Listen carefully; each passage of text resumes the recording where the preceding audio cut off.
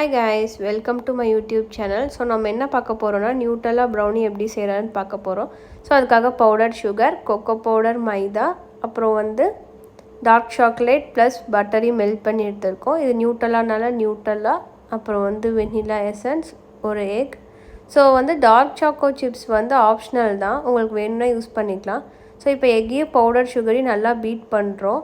Beat பண்ணிவிட்டு அந்த fluffiness கிடைக்கும். அந்த ஃப்ளஃபினஸ் கிடைச்சோன்னே என்ன பண்ணணும் அப்படின்னா, நம்ம வெனிலா எசன்ஸ் ஆட் பண்ணுறோம். வெனிலா எசன்ஸ் ஏன் ஆட் பண்ணுறோம் அப்படின்னா, எக்கோட ஸ்மெல் வராமல் இருக்கிறதுக்காக வெனிலா எசன்ஸ் ஆட் பண்ணுறோம்.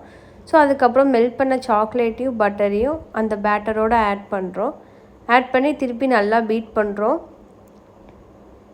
பீட் பண்ணதுக்கப்புறம் கொக்கோ பவுடரையும் மைதாவையும் ஆட் பண்ணுறோம். ஸோ கொக்கோ பவுடர், மைதா ஆட் பண்ணதுக்கப்புறம் நம்ம பீட்டர் யூஸ் பண்ணக்கூடாது. ஸ்பேச்சுலா வச்சே நல்லா மிக்ஸ் பண்ணணும். இந்த மாதிரி ஒரு கன்சிஸ்டன்சி கிடைக்கும். கிடைச்சதுக்கப்புறம் என்ன பண்ணணும்னா, பேக்கிங் பேப்பர் ப்ளஸ் ஒரு பேக்கிங் பேன் எடுத்து அதில் அந்த பேட்டரை நம்ம ட்ரான்ஸ்ஃபர் பண்ணுறோம்.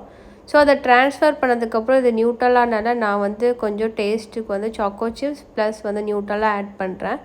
ஆட் பண்ணதுக்கப்புறம் அதை நல்லா ஈவன் பண்ணிவிட்டு அதை ஆல்ரெடி ப்ரீஹீட் பண்ண ஓவனில் உள்ளே வச்சு 180 டிகிரியில் 15 to 20 மினிட்ஸ் வச்சு அதை பேக் பண்ணி நான் எடுத்துட்றேன்.